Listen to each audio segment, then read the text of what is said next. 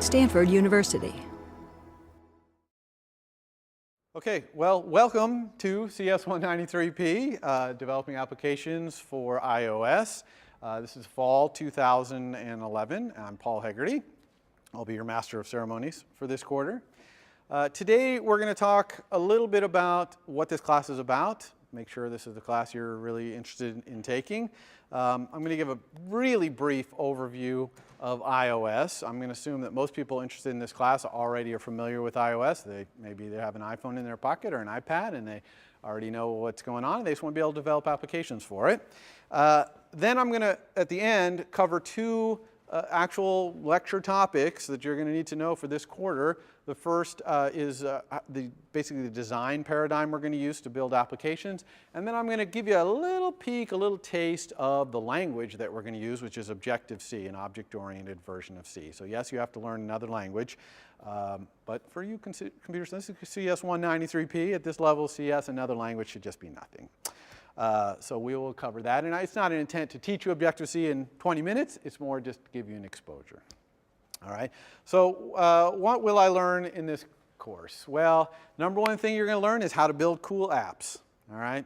iOS as a platform, it's really easy to build really powerful applications in a very short amount of time because it has really powerful infrastructure for building applications. The things you build they live in your pocket. You can whip them out, hey, look at what I built. So that's kind of cool as a developer, not to have something that you have to wait for it to show up in stores or people download. You can show it to them right there. If you do come up with an application that you really like, it's really cool, it's really easy to market and distribute it, right? Just throw it on the App Store, bam, money starts pouring in.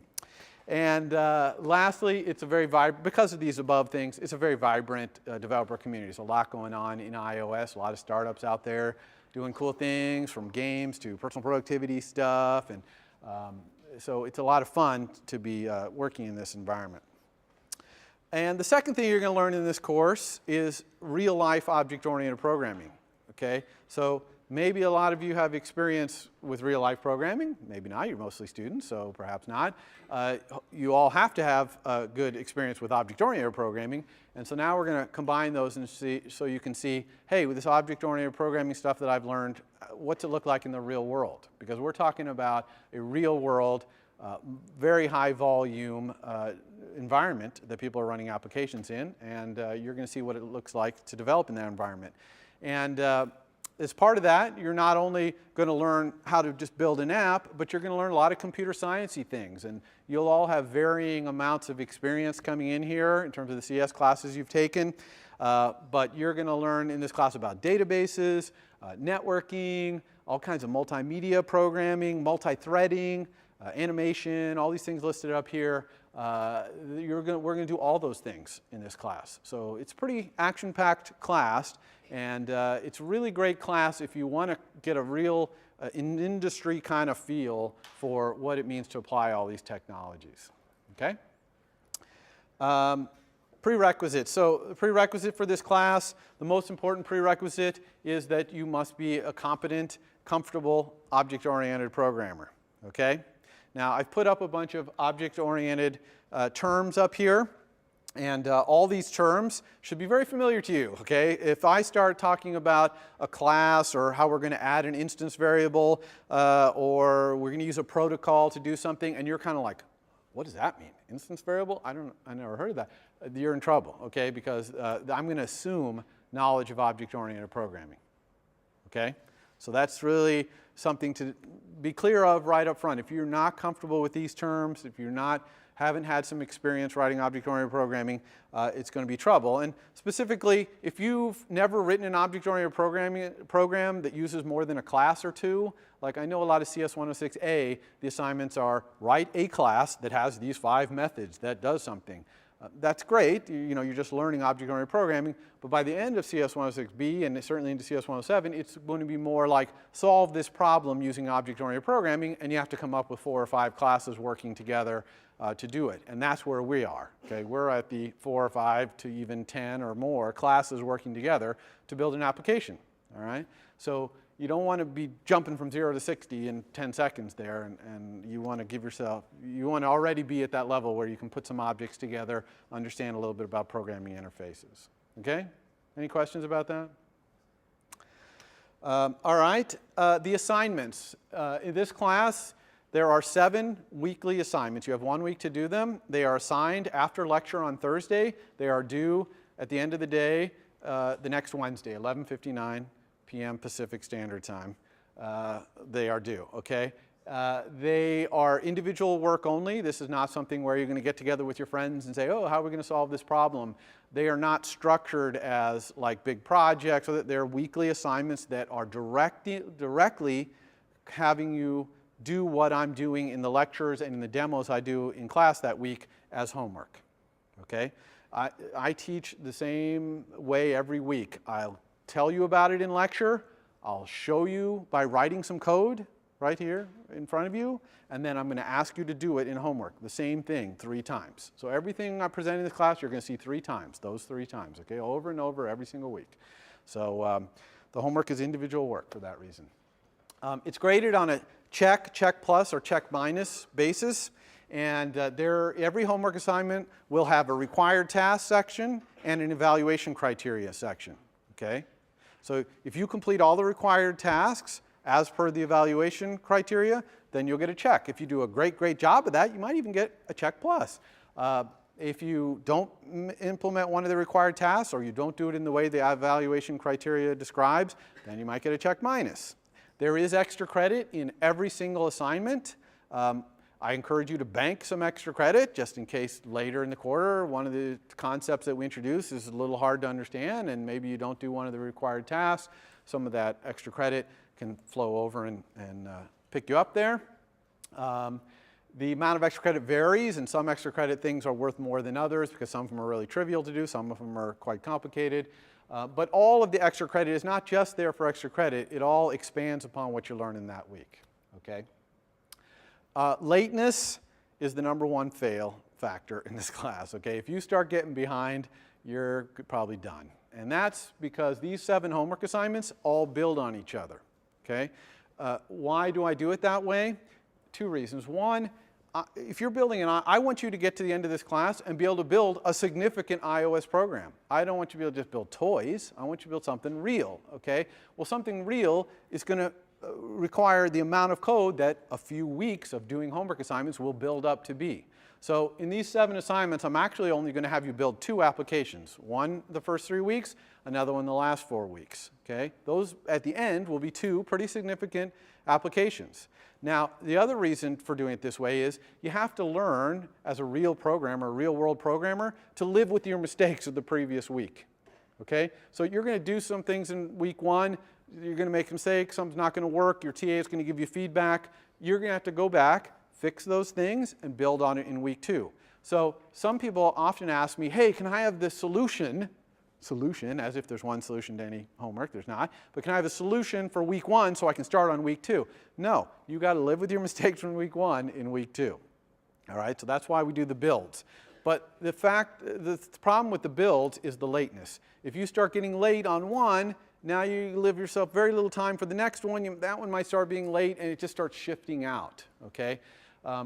But I do understand that things come up, you get sick, family emergency, whatever. So you get 3 free late days per quarter. I strongly recommend, of course, that you save them for when you're sick or have a family emergency and not just kind of fritter them away on, I don't want to do that today. You know, if you use more than 3 late days, it'll affect your grade. How much? Kind of depends on the degree. You know, if you're only 1 or 2 late days over, it's not going to kill you. If you're a week or 2 weeks late, which has happened in this class, well, A, you're going to be so far behind, you're just never going to get this material. But B, that's going to have a significant effect on your grade as well. Okay? Any questions about that? And then there's a final project. So the first 7 weeks are these 1-week homework assignments, and then the last 3 weeks you'll be working on a final project. Okay? I will accept some teams of 2 here, but I prefer not to. It's quite, first of all, 6 weeks of work is what the scope would have to be. That's a big project, okay? In iOS, you can build a big app in 6 weeks of homework time. So I don't necessarily want to bring such a monster to the table here. Also, it's very difficult if there's 2 of you for me to measure who did what and who learned the stuff and who didn't, because this is a computer science course. The whole point is for you to learn the stuff and us to measure whether you learned it, okay? So 2-person teams makes that difficult. But the right proposal, properly, convincing me, I might allow it. Everyone will have to submit a proposal, whether it's a team of 2 or not, and that proposal will have to get approved. And mostly the thing that goes back and forth, this is not likely to be a here's my proposal, okay, approved. It's going to be back and forth, and most of the back and forth is about me asking you to cover as much ground in iOS as you can. Breadth is more important than depth on this final project. I will say that many times, okay? Part of your final project also is to give a keynote presentation of around 3 minutes, maybe slightly less. And you can think of that as the room is filled with venture capitalists and you're pitching to them why your final project they should invest in, okay? Or at the very least, the room is filled with customers for your app and you're trying to explain to them what it does and why they would want to use it, okay? That is a required part of this class. Those 3 minutes will happen during the final exam period of this class. So if you have a conflict with the final exam period, maybe that's a reason to take this in a different quarter than this one, okay? Okay. So that's it on the logistics. Any questions about logistics? Okay, good. Yeah. When is the final presentation? What day? Yeah, the question is, when is the final exam scheduled? And I don't know. They have not told me yet. They seem like they tell me halfway through the quarter, this is when it is. I'll certainly, the instant I know, I'll post it on Piazza. But, it's whenever the normal slot for this class would be. So, all right. Now, very brief overview on iOS. What's in iOS? Now, this is going to be super brief because, like I said, most of you probably know what's in iOS. And I got other stuff to cover that's really important. But I'm going to divide iOS into kind of 4 layers. These are fairly arbitrary layers here. And these layers are closeness to the hardware. So the bottom layer is the closest to the hardware. And the top layer is the closest to your programming environment for the end user, okay?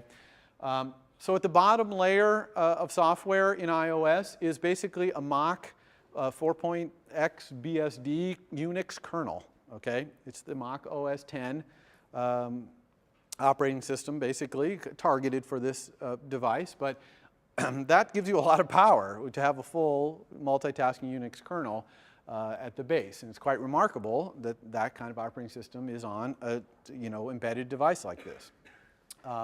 At that layer, that gives you a lot of fun things like networking and sockets and security at that layer and the file system, obviously, things like that. Most of this API is C API, not object-oriented, okay, because it's the Unix code, basically, and things built on the Unix code, not object-oriented.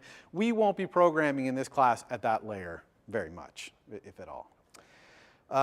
Built on top of that, though, is a layer that starts to be more object-oriented, okay? And it's providing a lot of the same services as the layer below, but with object-oriented API.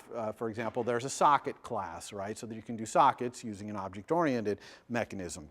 This is also where we have some language runtime support for things like multi-threading, which we're going to do in this class, because a good interactive user interface program needs to use multiple threads, because you've got to keep that main thread that's interacting with the user, keep it free to be interacting with the user all the time.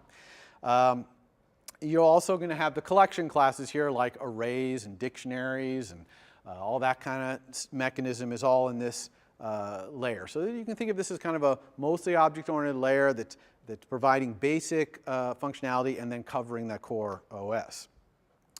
Now this next layer, the media layer, it is kind of the next layer up away from the hardware. However, it's a little bit of an orthogonal layer because you have to remember that the iPhone, the iPad, the iPod Touch, these are fundamentally multimedia devices. Whether it's audio or video or a combination, you got FaceTime going, you got your iPod library with all your music for the last 20 years in there, it's a multimedia device. So multimedia code runs throughout iOS. It's just everywhere. It's all built in, okay?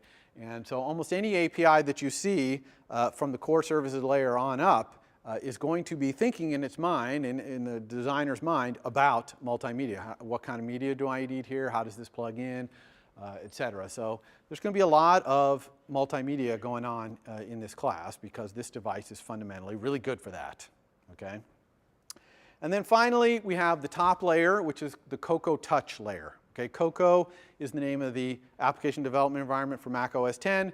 On iOS, we call it Cocoa Touch. All right? And this is really where we're going to spend 90% of the time in this class, is learning this layer. And so this is where all your buttons and sliders are, all your views, all the navigation mechanism for navigating through a user interface, things like alerts. This is where high-level media picking, like the camera, where someone wants to take a picture or something from their photo library. That's all happening at this Cocoa Touch level. This is entirely object-oriented at this layer, and not just object-oriented in terms of you call methods to access the stuff instead of objects, but object-oriented in terms of it has a design paradigm that you have to understand, which I'm going to explain here in a moment, that you plug into, that makes it really easy. Very few lines of code to write as long as you're swimming downstream with this design paradigm, okay? So that's iOS in a very small nutshell. The two things let me do one quick thing before we dive into some actual learning here, which is let me talk about the platform of the development environment. So the last few slides were iOS itself, what's in there. This is when I'm a developer and I sit down to develop, what am I going to see? Okay, well, you're going to see some tools, primarily one tool, Xcode 4, okay? Almost everything you do is in Xcode 4, okay?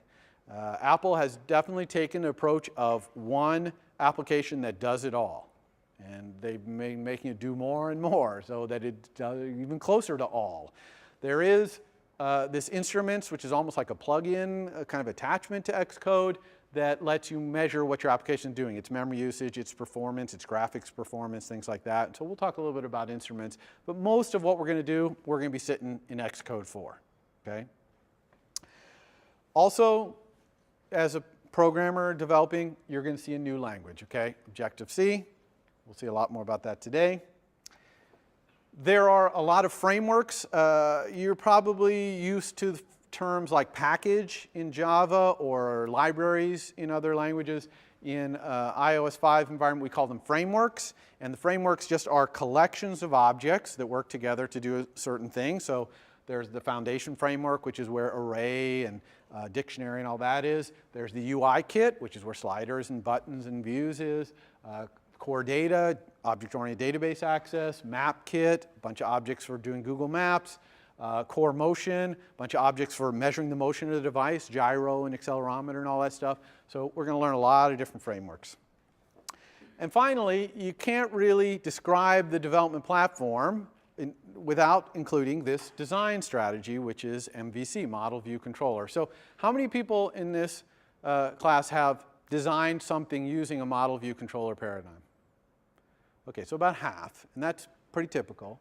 And so I'm going to spend the next 15 minutes or so describing Model View Controller, how it works. And then on Thursday, all I'm going to do on Thursday is build an application. And that application will very clearly show you how Model View Controller works in the Xcode iOS 5 environment.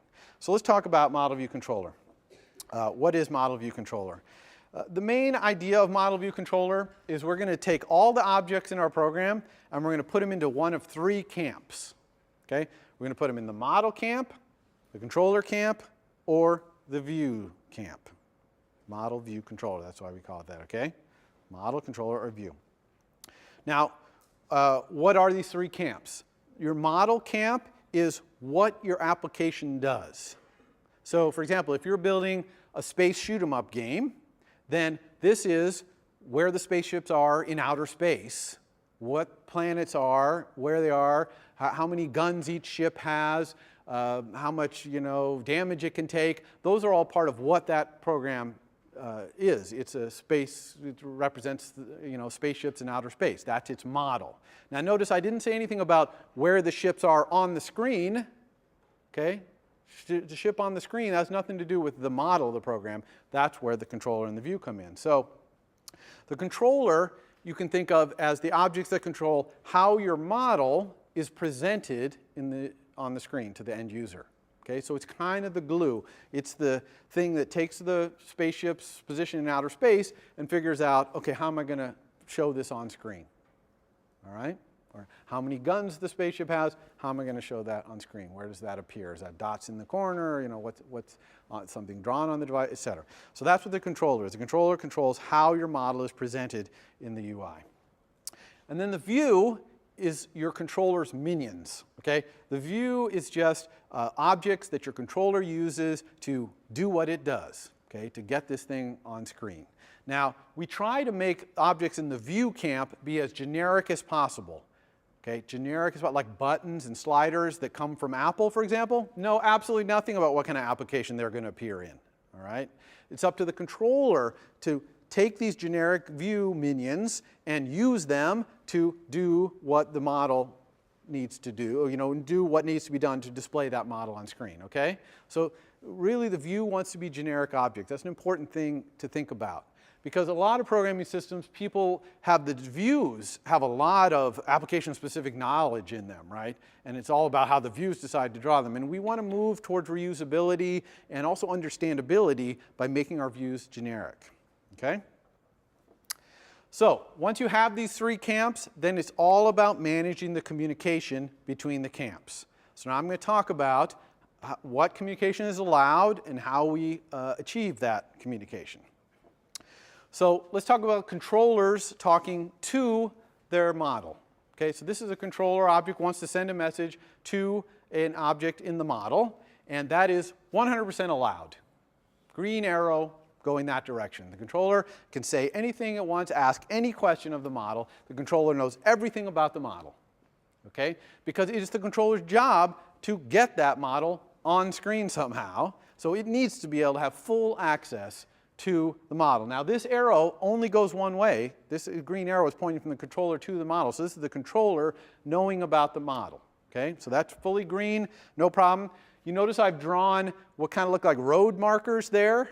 Okay? And you can see that on the side from controller to model, it's dashed white line. That means, sure, cross over this line anytime you want. Okay? And these other lines you'll see are not always dashed. What about the controller talking to his minions in the view? Also green arrow.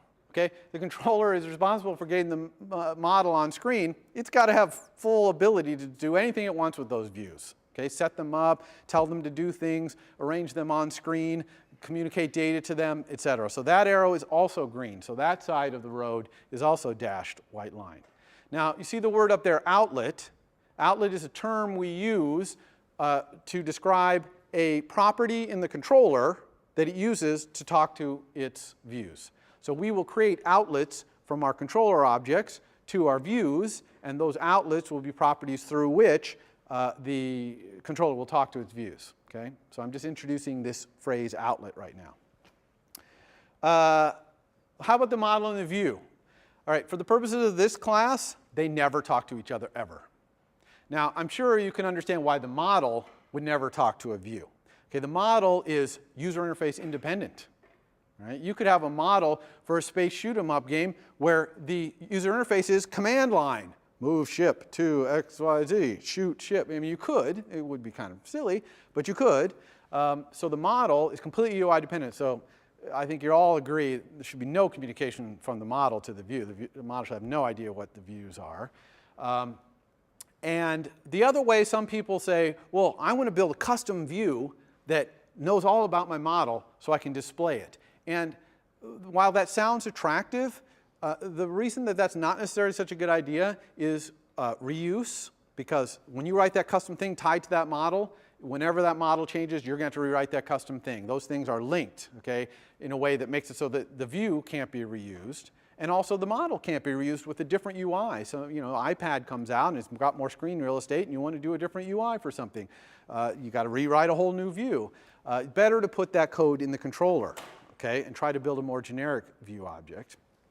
The other reason is that the model will, if you have a view object that's talking to the model, now you've got everybody talking to the model. The views are talking to the model, the controller's talking to the model. So the model now is a little bit like under siege, okay? And when you're trying to figure out what's going on inside my application, it's a lot easier if you know that only your controllers are talking to your model, okay? So you keep the views out of it. The views are just minions of the controller. Let the controller do the work there. So we are, in this class, never going to have the view and model speak to each other, ever. Double red line. I'll give you a ticket if you cross over there, okay? So don't do that. How about the view speaking to its controller? Is that allowed? Can the view talk to the controller? And the answer there is sort of, okay? That's why it's yellow. That was yellow.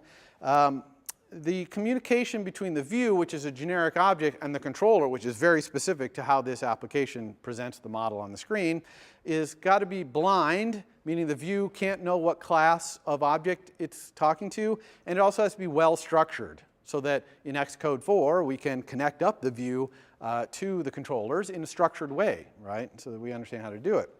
So here are the ways that a view can talk to a controller, okay? Structured ways. One is called target action, okay? Target action, very simple. The controller just hangs a target, basically, on itself, and then it hands out an action to its view, okay? Some object in its view. And then the view, when something happens, like a button gets touched or a slider gets moved, it sends that action up to the target. And so the controller's like, oh, the button got touched. Now I'll go do something. All right? So this is a mechanism whereby the view is talking back to the controller, telling it what's going on, but view doesn't really know much about the controller. All it knows is to send this target action. Very simple, structured communication there. But there's more complicated communication that needs to happen between the view and the controller.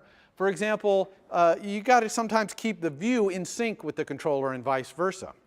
So a lot of times views have a situation where they want to tell the controller something happened. Okay, that's the did up there. Or something's going to happen. That's the will.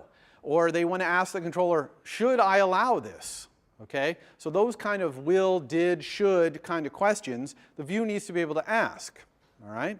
And the way it does that is that the controller sets itself as a delegate using protocols. You should probably all hopefully know what object-oriented protocols are. And we're going to talk about how to do that in Objective-C. They're going to set a protocol so that when these will and did and should things are going on, the controller gets to be involved. All right? But again, the view doesn't have to know what class the controller is, just that it responds to these will, did, and should delegate methods. Okay? So delegation, that's called delegation. That's another way that we communicate views to controller.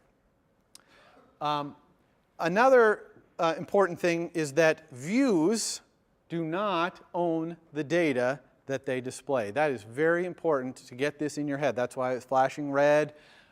You need to understand views do not want to own their data. Okay, let's say that the view is a table, okay, a table of information. It just shows a bunch of rows of information. Okay, that's the view. That view does not want to have an instance variable or any kind of storage in it that points to the things in the table. Like the 10,000 items in your iPod library. Those 10,000 items in your iPod library don't want to be an instance variable in this view that displays a table. Okay? That kind of design makes it so that, for example, that view has to know how to do database management and get updates when the iPod library changes. Those aren't nothing to do with being a view. Those are things a controller or even the model wants to do some of those things. Okay? So if the view doesn't own the data that it's going to display, how does it get it? Well, in a similar way to delegation, okay? It has some protocol, like this one here is saying data at and count, so this would be good for a table, right? Where it can ask somebody, how many things are in the table? Okay, 5,000. And then it says, okay, I want the data from line 100 to 150. Give me those, and I'll display that. Okay, so it's basically asking for its data as it needs it. So that could be very high performance if the other end of that knows how to manage a huge database and only extract the pieces that you need, right? Because if you had a table of 10,000 songs in your iPod, there's only 7 of them on screen at a time. So you want to be able to have that performance, and you don't want that performance code to be in a view, right? A view is just a generic thing, displays a table of objects, and it's up to the controller and the model to work together to provide that information efficiently. So same kind of thing here. The view gets a data source set in it, okay? And the data source has these methods, and the controller responds to them. Notice that the data source and the delegate are always the controller, right? Now, they could be a third object designated by the controller, but they would never be the model, okay? The controller has a job, which is to interpret and format the model information for the view. Okay, so it's the one that wants to respond to all these delegated things because it's getting the model's data and figuring out how to display it on screen. That's what it does. So it wants to have an opportunity to be involved in that loop. Now, you might have a lot of these data at and count methods. They might be one-liners. Just one, they just ask the model, what's the data at that, and the model just gives it to it. But that's okay, even if it's one line, it's still an opportunity for the controller to be involved in there because that's its job, to take the model and display it on screen, right? I keep saying, I've said that about 5 times, that's the controller's job. Controller is very important in iOS development, okay? And you have to give it a chance to do its job. So we never go straight across and have the data source be the model. All right, one more thing here. Can the model talk to the controller? Now, this one should be obvious. Absolutely not. Okay, the model is user interface independent. It knows nothing about its view or its control, its user interface rather, and so it couldn't possibly talk to the controller. Okay, because the controller, its job is user interface. That's what it does. It uses the views to present the model on screen. So. But what about the times that something changes in the model and you want to update the controller? Okay, so you have a database and somebody else writes to the database. Okay, you got the spaceship game and some other client, it's a networked thing, and some other client shoots your spaceship. Now the model has changed because your spaceship took damage. And the way we do that in iOS is using a radio station-like information broadcast mechanism. There's 2 of them actually, notification and key value observing, all right? And what happens here is the model, when things change, it broadcasts on a radio station that the controller is tuned into, and the controller hears, oh, something changed, I better go ask the model about this, okay? So it's all completely blind, right? And it's all somewhat asynchronous. It's all happening in the main thread of the application, but it's mostly asynchronous. And so that mechanism happens. Now, this KVO and notification, it can also happen between view and controller. It would never happen between the view and the model. Okay? The view would never sign up for a radio station that the model broadcasts. But the view might sign up for something in controller, and the controller might also sign up for something in certain views. So the radio station model is really nice because it's blind, but it's somewhat limited too, because you can really just get notified that something happened. You still have to go then talk to someone you're allowed to talk to make something happen. So now that we have all these mechanisms for getting these different camps to speak to each other in a structured way, we need to build complicated applications, because complicated applications have a lot more than just one controller controlling a view. They might have, 100 controllers, or certainly a dozen controllers controlling lots of different views, right? You have a view that's got a login screen, and when you log in, it shows you all your personal information. Then you click on something, it shows you a table of information. You click on something in that table, it shows you something else, etc. That's a lot of, piece of information being viewed and managed from the controller. So how do we build those complicated applications? And the answer is that we combine MVC groups into big graph of MVCs, okay? And you can see in this graph that some of the controllers, which are in purple, their view, their minion, is another MVC. Like, do you see the one up in the middle, in the center, right? Look, it's one of it actually has 3 MVCs being its view minions. You see, how it's doing that, coming across that view line. So it's very common that you have something in a view, you click a button, and it gets another MVC to put some screen on, some page of information up on the screen and get some other information for the user. All right? But the good thing about this graph is that all the arrows are coming across predictable boundaries. So this program, you can look at any one part of it and you know what's going on in that one part. As opposed to a graph like this, where everybody's talking to everybody, this is bad, okay? This is ununderstandable. We can't track what's going on. If we have a bug, we got to figure out who's talking to who might be sending this message to me, under what circumstances. It's basically impossible, okay? So we're not going to build applications like this. All right, question? Every view in every model has only one controller. Correct. And controllers talk to each other as views? Usually a controller would only have a pointer to another controller as its view. Yeah, it would be asking that controller to essentially display something for it. Because controllers, their job, they know how to take information and display it on screen in a complicated way, and they use the views as their minions. So a controller could be displaying something so complicated they need another controller to go do it, like a whole nother screen of information, right? So anyway, so that's that. Okay, so we have about 7 minutes left, which should be enough time for me to give you a quick overview of Objective-C. This is a contrived example. I'm going to keep with the spaceship theme. We're going to have a little spaceship class here. I'm going to show you what a spaceship class would look like in Objective-C. The main thing I'm going to show you today is something that's a little different in Objective-C than in other languages, which is how we store information, store and retrieve information in an Objective-C object using properties as opposed to using instance variables, which is probably what you're used to. And we still have instance variables. They're kind of second-class citizens in Objective-C. The properties are the first-class citizens. And don't freak out here. This is just your first glimpse of Objective-C. I don't expect you to come out of here and be like ready to program in Objective-C. It's just that on Thursday, when I go over our sample program, I don't want you to be like, oh, what is that? I've never seen that before. I can't figure out even what he's saying. So this is just a little bit to soak in and get ready. And actually, I guess we have a little more time than that. All right, Objective-C. So Objective-C is a strict superset of C. Okay, so it is C. So just like C, in C you have .c files, where your C code is, and you have .h files, which is your header files that tell people what they can call inside your .c file. Well, Objective-C is the exact same way. It has header files, and it has implementation files. But the implementation files in Objective-C are .m, okay, as opposed to .c.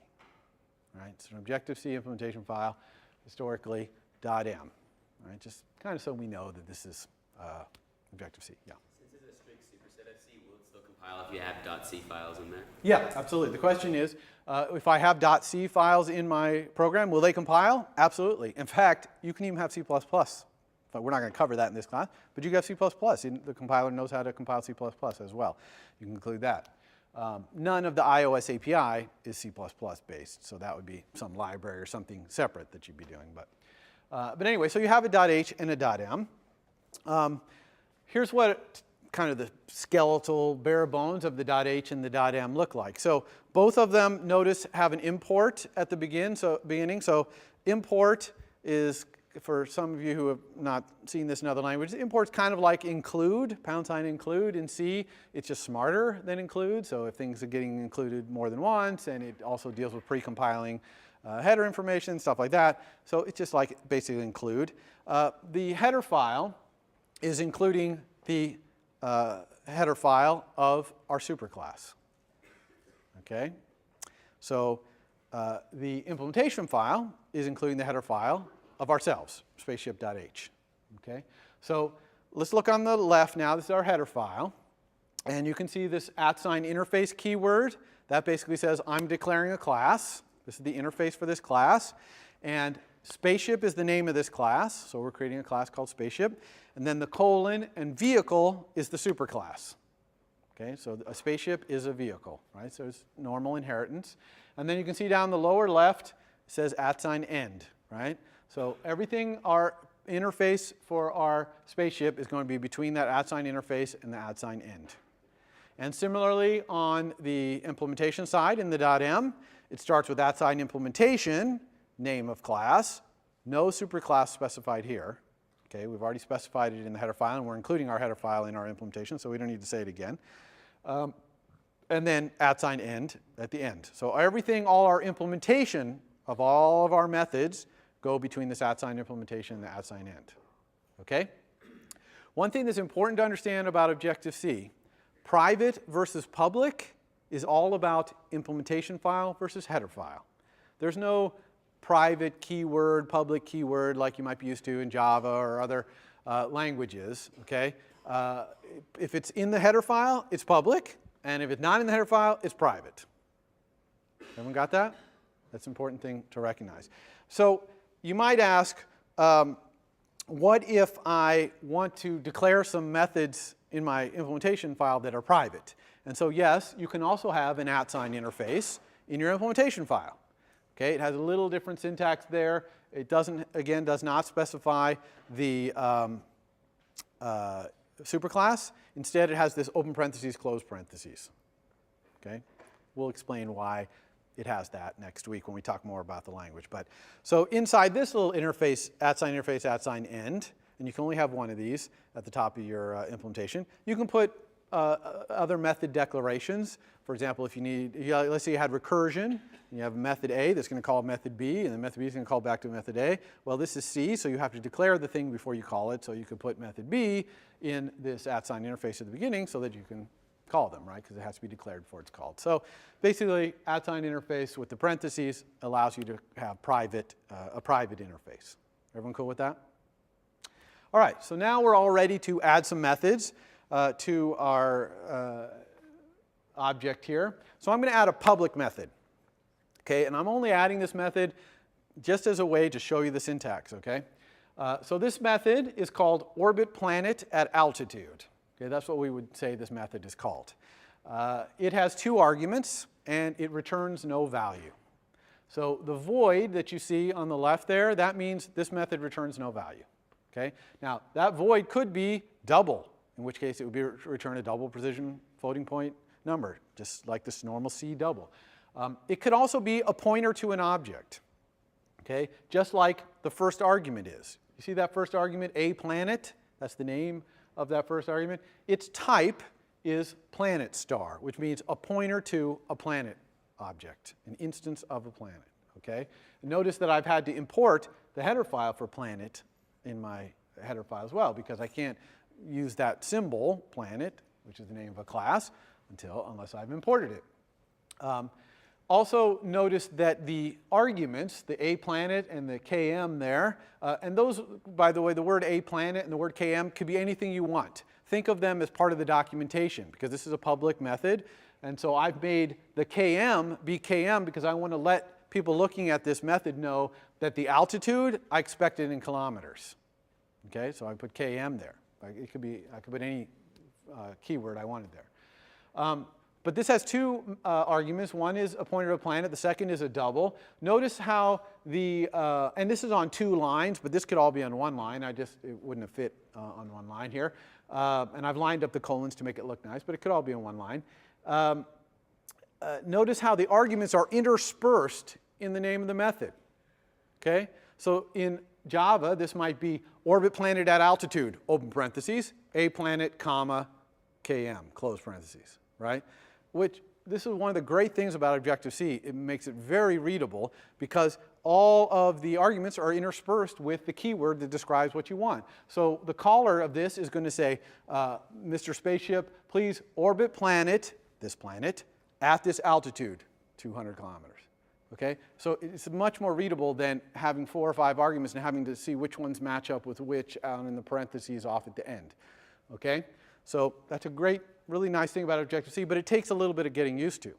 Now, every argument has to have a keyword and a colon before it. So like orbit planet colon, an argument, at altitude colon, an argument, something else colon, an argument. Okay?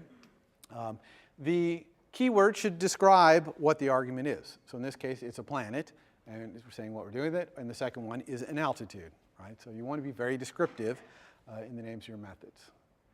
Okay, question? So is it common to end up with pretty long method names? Very good question. So the question is this going to result with very long method names? And the answer is absolutely. Okay, you're going to have very long method names and very long variable names in iOS when you're programming, if you're doing a good job. And that's okay, though, because Xcode does escape completion essentially to the max. It is constantly trying to help finish up the method that you're typing or the variable name. You'll see that on Thursday. So definitely you want long variable names, definitely long method names, very descriptive. You want your code to read as close to reading just the English language as you can, and you'll see how that works as time goes on. Okay, so that's a method. That's what a method declaration looks like. Okay, we're declaring the method here, and we're making it public. If we didn't want it to be public, we could have put it in the @sign interface on the right, but we put it in the @sign interface on the left, so this is public. Other classes can call this. Here's what the implementation of a method looks like. So it's the same method. Notice I've put it all on one line here just to show you what that looks like. And it's exactly the same except for there's no semicolon at the end, right? You could put a semicolon there. I think the compiler will tolerate that, but you really shouldn't have one there. And then you just have open curly brace, close curly brace, and you put your implementation in there.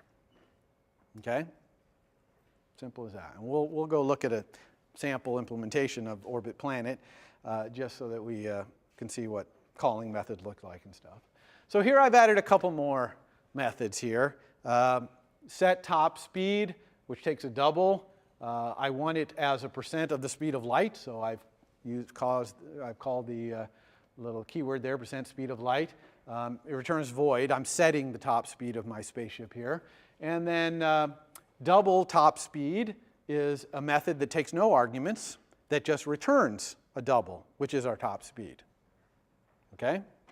Now, having a pair of methods like this where you're setting something and then getting it is super duper common. Okay, very, very, very common. In fact, so common that there's extra syntax in Objective-C to support this, which is, and actually, before I even talk about that though, so set top speed and top speed would have implementations. I'm not going to talk about what those are. That's why I put those question marks there. But this it would look like, as you would expect, right? Okay, matches the header file there. So anyway, so the special syntax that we use for things that we set and get like that is called a property. All right? And what we do, if we want a public property, is we put this line in our header file, @sign property, parentheses, some keywords, get to that in a second, type, the type of the property, in this case a double, and then the name of the property, top speed. Okay? So saying @sign property, non-atomic, double, top speed is exactly like saying those two lines at the bottom, set top speed and get top speed. In other words, @sign property declares a setter and a getter for that property. All right? And the property's getter is always the name of the property, just like top speed is the getter right there, the get, see it? And the setter is always the word set, capitalized name of the property. Set, capitalized name of the property, and then a colon, and then the type. So that's why @sign property, non-atomic, double, top speed would create those two methods. Now, that non-atomic, don't worry about that. We always are going to put that in this class. All that means is the setter and getter is not thread safe. Okay? And for those of you who know about threads, you'll understand when you're setting something, you want to make sure that some other thread is not smashing on the data structure that's setting something at the same time. If you don't understand multi-threaded, don't worry about it. We're going to be talking about it later in the quarter.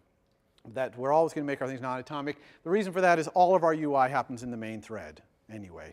We put other things in other threads, but the UI we're going to put in the main thread. Question? Just to clarify, you still keep your getter and setter lines down below, or no? Or Great question, and the answer is no. So here I've taken away the set top speed and the top speed because I don't need them. When I do that @sign property, non-atomic, double top speed, it essentially declares the setter and the getter. I could still call them like setters and getters. They're there. It's just that I don't have to declare them twice. Question? You don't specify a property as non-atomic. Is it by default like thread safe or atomic? Yeah, the question is if I don't say non-atomic there, is the property going to be thread safe? And the answer is yes, which means locking code will be generated for you, you know what I mean? Or you have to do locking code yourself if you're going to implement the setter and getter yourself. So that's, for now, why we're always going to do non-atomic. So anyway, so we would never declare the @sign property and then also declare the setter and the getter. That'd be redundant, okay? Because it's exactly the same thing. So how about the implementation of the setter and the getter? This set top speed and top speed that I had before on the right, I didn't tell you what the implementation was, but whatever it was, that would have been fine, okay? As long as those two methods are implemented, the property is properly implemented, okay? Because all the property is really is those two methods. That's all a property is. And so the thing that's different about Objective-C is that we don't access our instance variables by going straight to the instance variables. We always go through setters and getters for our properties. And you might say, well, that sounds pretty inefficient, calling a method every time I like it. The overhead of calling a method compared to the overhead of drawing on the screen is infinitesimal, okay? Now, if you were building some kind of complicated algorithm that you were calling something thousands of times in a tight loop, okay, maybe then you're going to want to go direct to the instance variable. But if you're responding to a user touch on the screen, that takes, you know, many, many milliseconds for that finger to go down and come back up, and you know, calling overhead of a method 0, especially since Objective-C method dispatching, super fast. I mean, optimized to the very instruction, okay? But just like we have @sign property to declare these properties for us, we have another magic thing, @sign synthesize, which will implement the properties for us, okay? So that we don't have to do this implementation down there. So what does @sign synthesize look like? Very simple. @sign synthesize, the name of the property, and then equal sign, and then some variable name, basically, that it's going to use in its implementation as the instance variable. Because it's a setter and a getter, and so @sign synthesize, all it does is let you set and get it. It doesn't do anything else. So it needs to use an instance variable, and so we do that equal sign to specify the name of the instance variable. And we usually use, well, first of all, you want to be consistent with what name you use, and underbar and the name of the property is very common, okay? That's a very common naming convention. Some people say IVAR underbar name of the property, something like that. That'd be fine too. I don't really mind what you use there as a naming convention, but just be consistent so that all your properties get synthesized with an instance variable behind the scenes that has a well-defined name. If we didn't say equals underbar top speed, it would still synthesize an instance variable to use, because it's got to have one, but it would use an instance variable with the same name as the property, and that is bad. That leads to bugs in your code, and I'm going to show you, hopefully if we have time on Thursday, exactly what kind of bug that can lead to. So we're, in this class, always going to say equals something besides the name of the property. Underbar, IVAR underbar, something, name of the property, okay? Everybody understand that? All right, so what else? Let's look at what @sign synthesize would generate, okay? What implementation would @sign generate, @sign synthesize generate, and this is what it would do. I mean, couldn't be more simple, right? It just has this instance variable behind the scenes that it creates, underbar top speed. When you call the setter, it sets it. When you call the getter, it gives it back to you, okay? Now, you might say, well, why even have @sign synthesize? Well, because you got a lot of setters and getters, you want to have all this extra little one-liner code all over the place, so it's nice to have it in @sign synthesize. There's also a reason, if you're not doing non-atomic, then this will do the locking for you. That's nice, right? Synthesize will generate much more complicated stuff to do the locking. So that's a nice feature of it as well. But what if we wanted to do something in our setter or getter? Okay, like let's say our spaceship can't go faster than the speed of light, okay, let's say. And so let's say in the setter, we don't want to let you set the speed to be faster than the speed of light. All right, so that's no problem. Okay, first of all, we could just get rid of our setter and getter. @sign synthesize creates them, just like @sign property created the declarations. We could just get rid of them. But what if we did want one? So here I've implemented my setter to make sure the speed is greater than 0 and less than the speed of light, okay? And so I just say if the speed is less than 1 and the speed is greater than 0, then I'll set the top speed. And notice I'm accessing the instance variable here, which is okay. I know the name of it because I've set it in the equals thing up there. Otherwise, if it's not in that range, I just do nothing. So the setter does nothing, right? So if you implement your own setter like this, synthesize will not generate the setter. In other words, synthesize only generates the setter and getter that you don't implement. And in fact, yes, you could do @sign synthesize and then implement both your own setter and your own getter.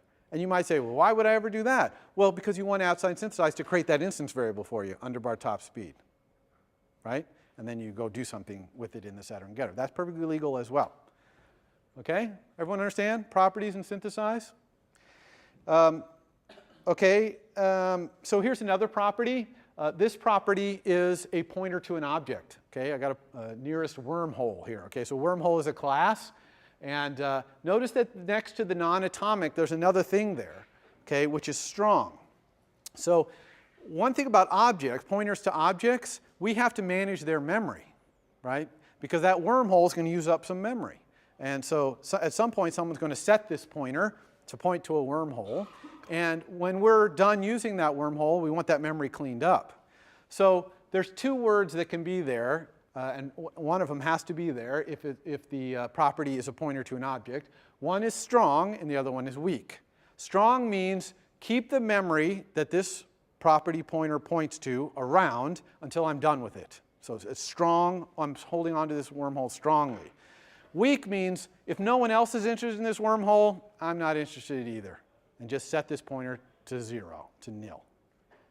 Okay?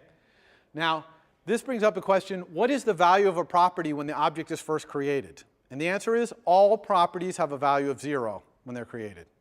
Okay? So that speed is 0. When we're created, our speed is 0. Now that's probably bad. We don't want a speed of 0. So we might override our getter to say, if our speed is 0, return something else that's non-zero. Or maybe we'll change our setter to allow a speed of 0. And then maybe it's like a space station instead of a spaceship because it can't move. But they're all 0. And for a pointer, being 0 means I don't point to any object right now. Now, one thing that's very different about Objective-C is that if you send a message to nil, what do you think happens? Nothing, right. Okay? A lot of people think, oh, it'll crash, dereferencing nil, 0. No. In Objective-C, it's very important to understand that when you send a message to nil, to a pointer whose value is 0, it does nothing. And in fact, if that message returns something, it'll return 0. It'll do nothing and return 0. Okay? And we rely on this, and we program in iOS knowing this and using it to our effect. Now, this is going to be definitely an adjustment for some of you who are used to putting all kinds of protection against nil dereference and all that stuff. And here, you're going to flip it around and use it to your advantage. Okay? And you'll see that as we go along. So I can synthesize this guy as well. Here I'm synthesizing the same kind of thing. I'm not going to do anything with the setter and the getter, so it creates it for me. One thing to notice, @size synthesizing this thing does not create a wormhole. Okay? It only makes space for a pointer to a wormhole. Someone still has to call my setter, set nearest wormhole, to set the wormhole to something. Does that make sense? It's really important to understand. Every time I teach this course, I always have a few people who say, well, I @size synthesized that wormhole. Why isn't it getting created?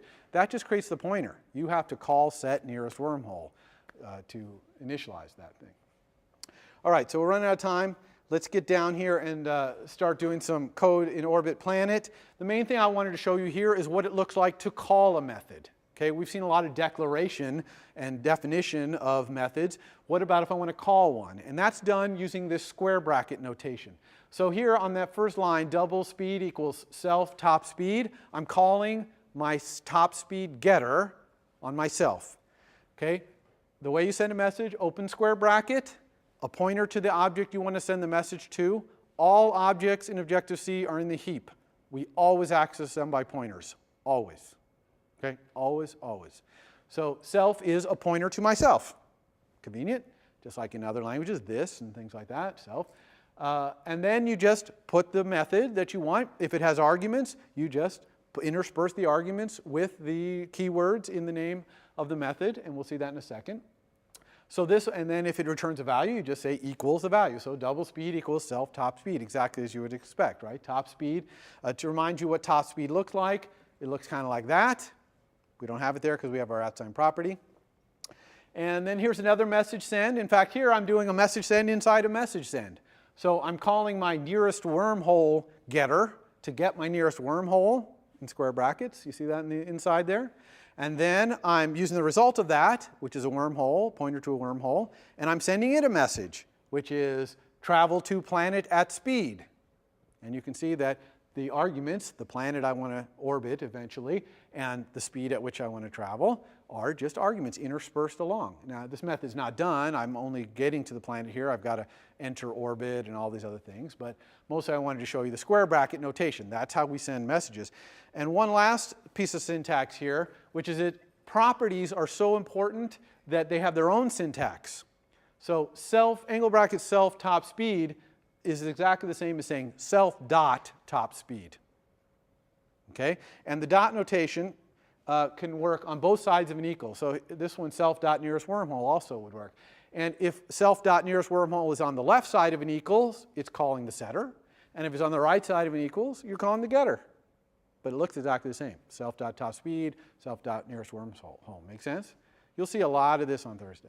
A question, yeah. So just on the nearest wormhole, so self that nearest wormhole is a pointer. So when you that's true. So when you declare travel to planet, it should return return a pointer or no? What are we doing? Well, this method, travel to planet at speed, doesn't return anything. But the self.nearest wormhole, the result of that is what we're sending the message to. Right? And self.nearest wormhole is a property which is a pointer to an object, so that's okay. We can send messages to pointers to objects. That's the only thing we can send messages to, pointers to objects. Okay? All right, so that's it for Objective-C. Let me just give you a quick overview of what's coming up here. In the next lecture, I'm just going to do a big old demo the entire time, 1 hour and 15 minutes of pure demo. Okay, Xcode 4, Objective-C, MVC, you're going to see it all. Friday, we have the debugging thing. I already talked about that briefly. And then next week, we're going to learn Objective-C in depth. And you're going to learn about arrays and dictionaries, dynamic typing versus static typing, protocols, categories, all kinds of Objective-C fun. And then the week after that, we'll start doing custom views and all that stuff. All right? If you have any questions, I'll be here. Thanks for coming. For more, please visit us at stanford.edu.